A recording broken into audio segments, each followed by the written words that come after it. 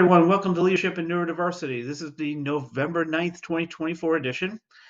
And I'm going to start by introducing myself. I'm William Hughes. I'm a 58-year-old autistic man who has created this channel to discuss leadership and neurodiversity and development, and my plan to develop a leadership development program for neurodivergent people, run by neurodivergent people for research purposes. However, I'm going to be limiting it to autistic people. I will expand to neurodivergent people as a whole once I've completed my PhD. I hope to get my PhD at the Indiana Institute of Technology in 2027.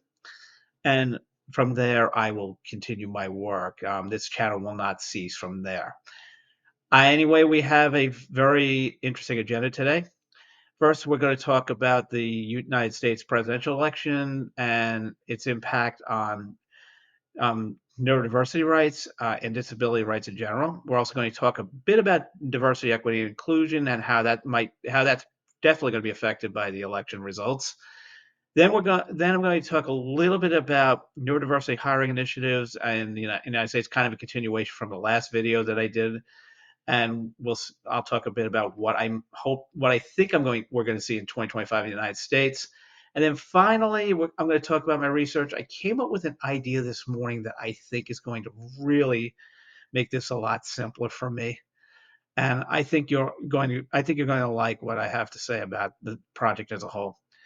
Anyway, let's start with neurodiversity rights and the neurodivergent people's rights and the United States presidential election.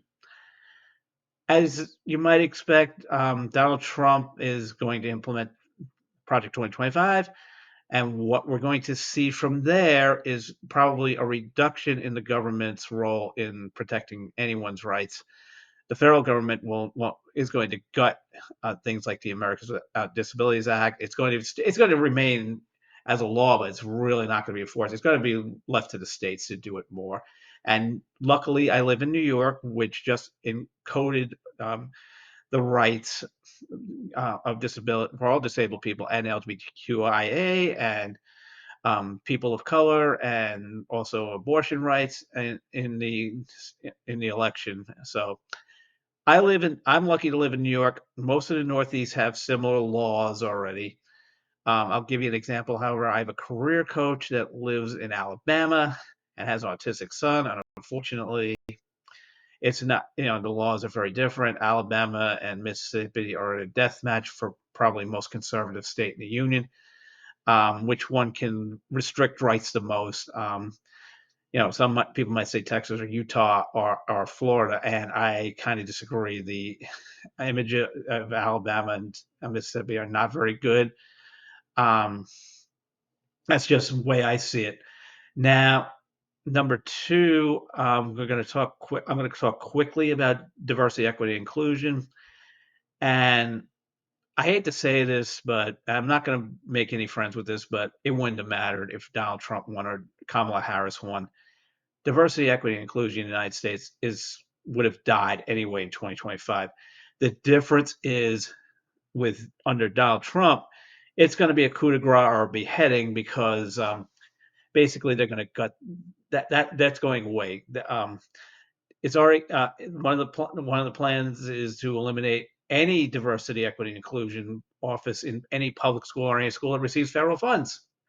So there are businesses that hope to continue it. I think it'll be very low key or very limited in ability to do anything. The Republicans have won control of the presidency, the Congress, and the Supreme Court. So if you try to do set-asides for anyone for any purpose, and this includes maybe neurodiversity hiring initiatives as it is right now in the United States, and also things like leadership development programs for women and people of color. And now I've been saying since 2022, I support these programs, but I know that they'll eventually get challenged and knocked out. So I think you're going to see that scaled back by United States corporations. This is one of the reasons why I'm not looking for any corporate sponsorship with my leadership development program, because quite frankly, if I brought it into the United States, I don't think it would survive. I think I support diversity, equity, inclusion. I think it's a great thing. I recognize that um, people of color and women have been screwed over for a long time, for forever, really. I think that they deserve they deserve equity and the right to have the same opportunities as I do, or as anybody else does. But it's unfortunately that's going to probably go away more or less in 2025. Now, if you are working for a United States-based company and still intend to do DEI, let me know. Let me know in the comments about that, or contact me through my LinkedIn channel. It's fine. I would love to hear from you. Going to discuss neurodiversity hiring initiatives in the United States in 2025, or as they are right now. I've only seen 3 this year. The Prestigious did an introductory meeting in Philadelphia in September. Basically, it was online, but they're based in Philadelphia. There's a group in Boston that's doing an initiative, a small initiative for that are providing jobs in the region. And Specialisterne has just announced a series of internships with Goldman Sachs. They partner with Goldman Sachs, the investment firm. They have internships to full-time hire programs with positions in Salt Lake City, Utah, Dallas, Texas, and New York City. There's only one job title in New York City.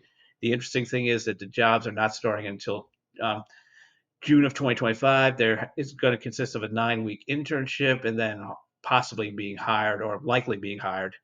The salaries are good. I will say that. I looked at them. To go to usa.specialisterne.com, you can find out about these positions. Maybe you'll find one that's interesting for you, and I would encourage you to go for it. The one in New York is only a few thousand, pays only a few thousand less than what I'm making right now. However, I hope to change that in the not too distant future. Um, I will tell you that this internship approach maybe is probably going to be what neurodiversity hiring initiatives look like in 2025 and beyond for the next few years. I think you're going to see fewer opportunities direct hire because the internship at least offers an inroad. It's basically just setting it up so people can work for a few weeks at a lower salary or learn the business, and maybe hopefully they'll get hired, and if they get hired, great. But I think that's going to be the workaround to get around the set aside policy, and that way you don't run into any problems with people who are basically want to eliminate any set aside program. I think that's going to be the way it goes. I think also that neurodivergent people may have to mask more to keep their jobs. I think being openly neurodivergent is going to be tricky in the United States. I mean, I have no choice. I honestly have no choice but to be open about what I stand for, and the fact that I'm neurodivergent. You look at, I mean, yeah, I did 2 web articles that reference me. The fact that I have this channel, the fact that I'm doing research with with the population. Yeah, I'm going to remain open. And it looks like a lot of people will remain open, but I think they're going to be. I think it may not be safe for more people than it is right now to do so. They may have to take a step back. Now, if you follow the employment numbers for autistic people, for example, it's as high as 85% of autistic people are employed, apparently. That's the number that keeps floating around. If that's true, then I think that's going to become an issue for people. I think autistic people can expect to see more direct definitely indirect discrimination in the hiring process, and possibly more direct discrimination. I could be wrong about that. New York, I don't think you're going to see it. I think, like I said, the Northeast, you're not going to see it. The West Coast, you're not going to see it.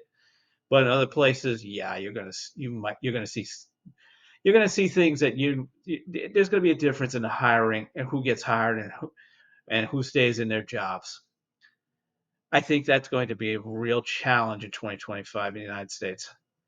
Now, finally, I want to talk about my research. The good news is I'm not choosing a population in the United States, so I'm not worried about what the election is going to do. I don't think it matters. I'm I'm looking at three potential populations outside the United States, and the way I'm going to do this, and this occurred to me this morning, is the first thing I'm going to do for the qualifying paper. I'm going to approach leaders in the community that I choose.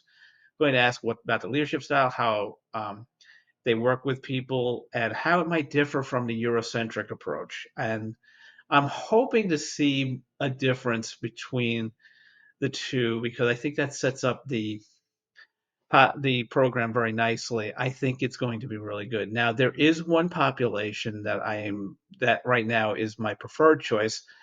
I'm not going to say which one because I don't think it. Actually, I will say it. It's the African Caribbean community in the United Kingdom. And the reason why is because the United Kingdom is the head of the table when it comes to autistic research, neurodiversity research. I haven't seen anything with that population yet, and I'm kind of curious, and I really want to see the difference. And I think it's going to, if I go with that, it would be great. Now, I do have two populations in Canada that interest me: the Haitian African diaspora in Quebec, because they're very different from the les Québécois. They're not Eurocentric, but they adapt to the Quebecois way of life. The other population that interests me is the Métis of the Plains area of Canada, which is basically European father, Indigenous or First Nations mother. And the interest in any of these would be how much can we, how much, which barriers more are more developed in finding employment, advancing your career. Is it the autistic angle or is it the systemic racism? I'm interested in any of these populations would be great for that. And if you have you have something you want to say about my choices, feel free to comment. If you have another one that you think I might be interested, please let me hear about it. I'd like to hear. Um, the interesting thing is that yes, Canada is also ahead of the United States as far as autism and how autistic people get treated, how neurodivergent people get treated, and I think it's going to be an interesting challenge to see the differences between Eurocentric or white um, people, their experiences, and people that are not white or mixed, or in the case of Métis, the mixed race. As I'm going to conclude by saying anything I say on this channel, anything I say on the website, anything I say on my LinkedIn posts are open to discussion, open to debate, open to disagreement. Feel free to comment about what I say. I welcome comments. I welcome disagreement. I engage in. I'm happy to see people who have a different opinion on what I'm saying because, quite frankly, I don't think I'm the most important person in the world here. I do work on an audience of one, meaning I do this for my own benefit, not for anybody else's. But I think I really would like to start seeing comments about what I say in this forum or any of the forums. I can be contacted via my LinkedIn profile. It'll be in the description for this video. I'm available for public speaking engagements. There is one I'm planning on doing in January or maybe early February. But I'm setting it up. I'm going to be setting up before the end of this month, and I'll discuss it in the next video, which will be December 14th or 21st. I think it's going to be December 14th at this point, but I may move it to the 21st.